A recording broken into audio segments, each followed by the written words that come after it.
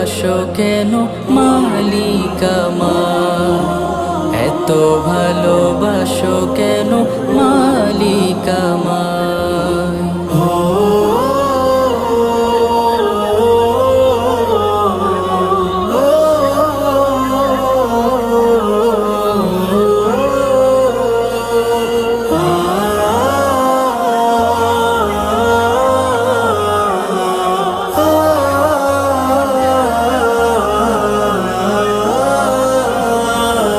পৃথিবীর দিকে দিকে অযুদির দে, কণ্ঠ আমার নামে তোমার গীতে।